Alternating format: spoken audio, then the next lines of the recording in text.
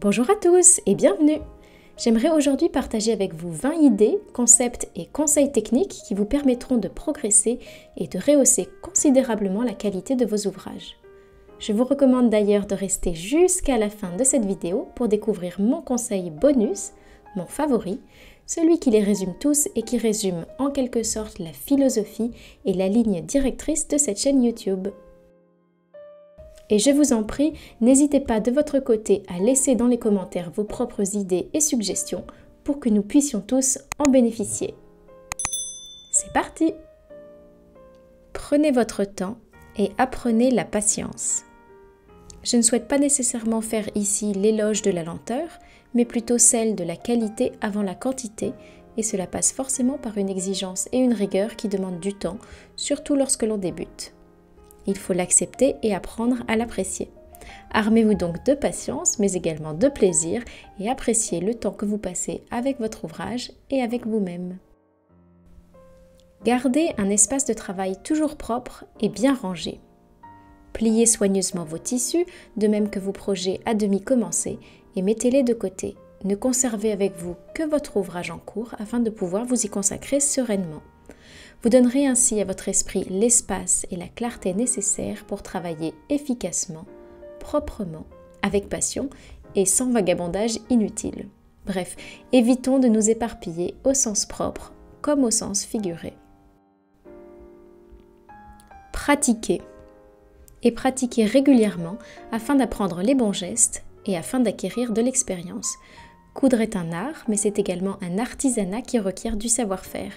Pratiquons donc pour l'acquérir. Et puis, vous le savez bien, c'est en cousant que l'on devient couseron. Demandez de l'aide. Si vous butez sur un point technique, ne vous découragez pas et n'abandonnez pas votre ouvrage. Nous vivons dans une période merveilleusement riche et avons à notre disposition tous les outils nécessaires pour progresser. Des livres, des cours en ligne, des tutoriels, les réseaux sociaux, etc. Quelle que soit votre question, quelqu'un sera à même d'y répondre. La couture se transmet visuellement et oralement, c'est un partage. Et puis la communauté couture sur Internet est une des communautés les plus sympathiques. Soyez curieux. Votre garde-robe regorge de vêtements, étudiez-les. Regardez comme ils sont construits à l'intérieur comme à l'extérieur. N'hésitez pas à découdre un modèle qui vous intrigue pour examiner les différentes pièces à plat et pour comprendre comment il a été réalisé. Vous pouvez également vous promener dans les rayons de vos magasins préférés et vous inspirer de ce que vous voyez. Observez les coutures, les lignes de construction, le placement des pinces, etc. Lisez le mode d'emploi de vos machines. De votre machine à coudre bien sûr, mais également de votre surjeteuse si vous avez la chance d'en posséder une. Quels sont les différents points que vous avez à votre disposition? Quelle utilité ont-ils? Quand et comment les utiliser? Apprenez également à régler la tension des fils et à entretenir vos machines. Tous ces détails s'ajoutent et contribuent à enrichir vos compétences. Devenez le meilleur ami de votre fer à repasser. Que dis-je? Développez une relation fusionnelle, voire quasi maladive avec votre fer à repasser. Apprenez à l'utiliser correctement et aux bonnes températures. Armez-vous également d'une petite jeannette pour les détails, d'un coussin de repassage pour les zones courbes, d'un tissu en coton pour repasser les tissus fragiles en utilisant la technique de la pâte mouille, etc. Ce conseil peut paraître évident et pourtant il est bien souvent ignoré. Pressez, repassez vos tissus à chaque étape de la construction de vos ouvrages et vous serez saisi par la différence que cela produit.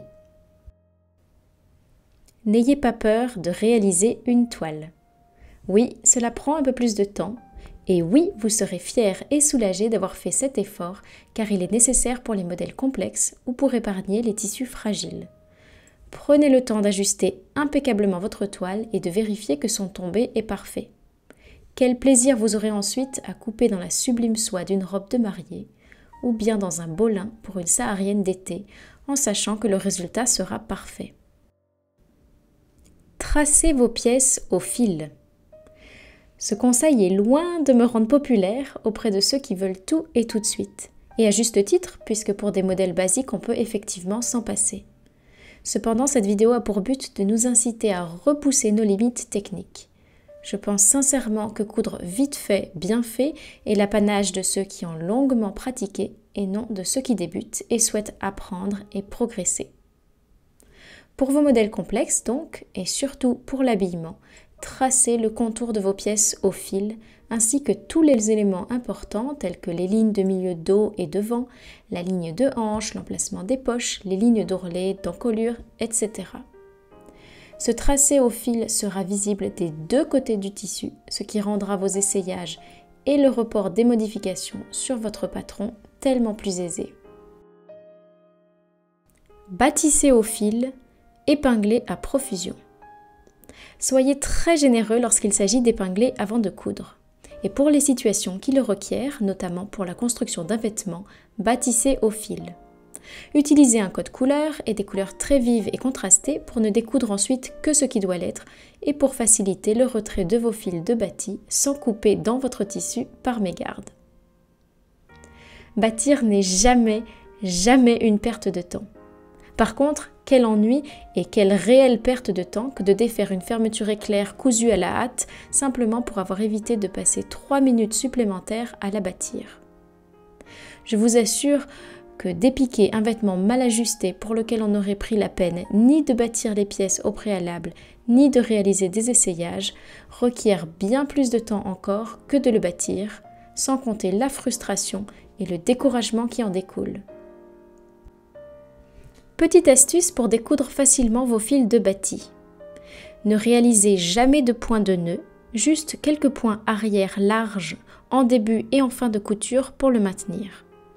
Et puis lorsque vous piquerez votre vêtement à la machine, faites-le à un demi-quart de millimètre à côté de votre fil de bâti qui ne sera ainsi pas pris dans votre couture. Utilisez des fermetures éclairs plus longues.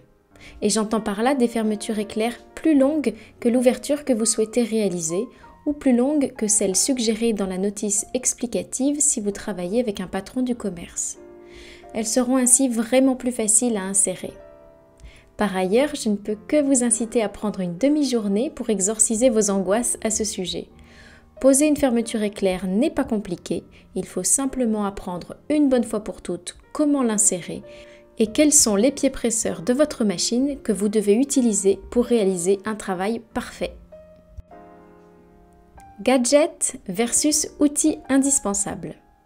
Puisque j'ai évoqué les pieds presseurs pour l'insertion de nos fermetures éclair, j'aimerais développer ici la question des accessoires de couture. Il y a beaucoup de gadgets, certes, mais il y a également des outils qui nous rendent la vie réellement plus douce. Certaines tâches, comme les surpiqûres par exemple, la réalisation de biais ou bien celle de bretelles très fines sont assez rébarbatives. Avec le bon outil, elles peuvent soudain devenir jouissives. N'ayez donc pas peur de la technologie et n'hésitez pas à toujours chercher des techniques et des outils pour améliorer la qualité de vos travaux et maximiser votre plaisir. Utilisez un poids. Puisque nous avons parlé d'accessoires, j'aimerais évoquer l'utilité des poids sans aborder la question des différentes tailles ou modèles, puisqu'en la matière, n'importe quel objet bien lourd pourra faire l'affaire. Ils sont évidemment très utiles pour maintenir les pièces d'un patron sur votre tissu, pour éviter qu'une étoffe lourde et de grand métrage ne glisse au sol lorsqu'on travaille dessus. Mais ils ont également une utilité un peu moins connue, je crois, celle de maintenir bien tendu votre tissu lorsque vous cousez à la main. Essayez la prochaine fois, vous verrez combien ça peut vous aider. On peut d'ailleurs faire la même chose en épinglant son tissu à son pantalon ou à sa table si elle a un revêtement de type bullgum. Et ce bien sûr si le tissu n'est pas trop fragile et s'il supporte les épingles. D'où ma préférence pour les poids. Cousez aussi à la main. N'ayez pas peur, c'est très agréable et c'est extrêmement utile. Votre machine ne pourra pas accéder à certains endroits de vos vêtements et elle ne pourra pas réaliser certaines tâches à votre place ou bien certains détails précis. C'est le cas notamment pour les retouches, les transformations de vêtements, mais également pour les finitions de certains tissus haut de gamme qui le nécessitent. En haute couture, bien sûr, de nombreuses finitions qui pourraient être réalisées en machine sont réalisées à la main avec un résultat infiniment plus raffiné qu'un simple ourlet machine. Alors pourquoi nous en priver ? Pensez aux doublures. De nos jours, nous ne portons plus de fond de robe ou très rarement. De plus, les vêtements du commerce sont de moins en moins doublés. Il s'agit bien sûr d'un effet de mode, mais la réduction des coûts de production en est en grande partie responsable. Économie de temps, de compétences et de matières premières. Pourtant, réaliser une doublure possède un double avantage. Le tombé du tissu sera bien plus élégant et votre silhouette également. La doublure va modifier la qualité du tissu principal en lui apportant un meilleur tombé, en lui conférant plus de poids et de maintien, et donc en donnant l'illusion d'une qualité autrement supérieure. Quant à nos silhouettes, elles sont plus unifiées et harmonieuses, et les détails disgracieux sont estompés. Lorsque c'est possible donc, et que le vêtement le demande, ne rejetez pas d'emblée l'idée de lui ajouter une doublure. Parlons finition. Outre la coupe, le tombé d'un vêtement et la qualité du tissu, la propreté des finitions fait toute la différence entre un ouvrage professionnel et de bonne facture et un ouvrage de qualité moindre. Mais rassurez-vous, je crois honnêtement que l'on peut être un amateur ou un couturier du dimanche et réaliser des finitions dignes de la haute couture si l'on s'en donne la peine et les moyens. Certaines de ces finitions peuvent être réalisées à la main, comme nous l'avons vu précédemment, ou bien à la machine, voire à la surjeteuse. Dans tous les cas, elles doivent être soignées, variées et adaptées au tissu et au modèle choisi. Bref, vos finitions doivent être impeccables et si nous poussions plus loin le vice, vous ne devriez pas avoir à rougir si par hasard vous enfiliez vos vêtements à l'envers. Dégarnissez le surplus de tissu. Afin d'améliorer l'aspect et le tombé d'un vêtement et pour qu'il soit le plus plat et le plus lisse possible, éliminez systématiquement le surplus de tissu pour éviter les surépaisseurs. Crantez, retirez de la matière, dégarnissez pinces, angles, pointes. Vous pouvez même, et ce tout en respectant évidemment la nature du tissu avec lequel vous travaillez, recouper vos ressources à 3 ou 4 mm de la couture.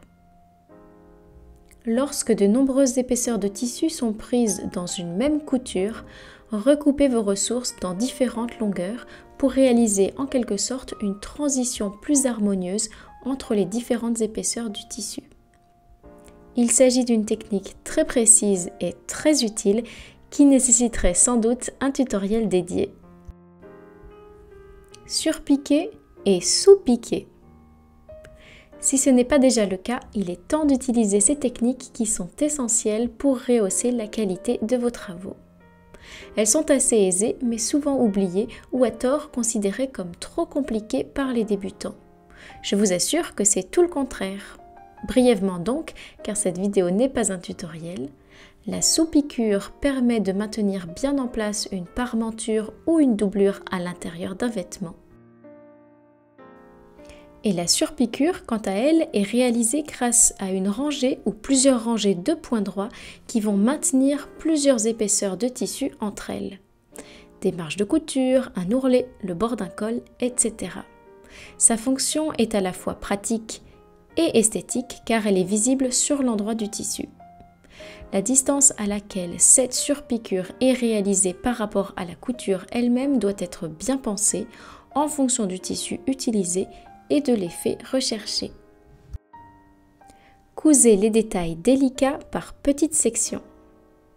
N'hésitez pas à coudre les parties délicates les unes après les autres, section par section, et non d'un seul tenant pour être bien certain de la qualité de votre travail. Par exemple, le bon raccord et le bon alignement entre les pinces du buste et de la jupe, les coins de poche en appliqué, les intersections avec du biais, etc. Épinglez, bâtissez, puis cousez la partie délicate en premier lieu et si vous êtes satisfait, vous pourrez coudre le reste. Lancez-vous des défis. Je pense que le titre est suffisamment parlant, alors n'hésitez pas à sortir régulièrement de votre zone de confort et à augmenter progressivement la difficulté de vos projets. C'est bien sûr une des meilleures façons de progresser. Et maintenant, comme promis, mon conseil favori, celui qui, je crois, les résume tous et qui résume en quelque sorte ma philosophie et la ligne directrice de cette chaîne YouTube. cultivez l'amour du travail bien fait. Vous verrez que progressivement votre œil s'habituera à la beauté d'un ouvrage parfaitement réalisé et votre cœur au plaisir et à la satisfaction que cela procure. Ne vous contentez jamais de faire plutôt bien, mais recherchez toujours à faire du mieux que vous savez pouvoir faire, et plus encore. Avant que nous nous quittions, j'aimerais vous lire ces quelques vers du poète Nicolas Boileau dont vous reconnaîtrez certainement la sagesse. Hâtez-vous lentement et sans perdre courage, 20 fois sur le métier remettez votre ouvrage, polissez-le sans cesse et le repolissez, ajoutez quelquefois et souvent, effacez.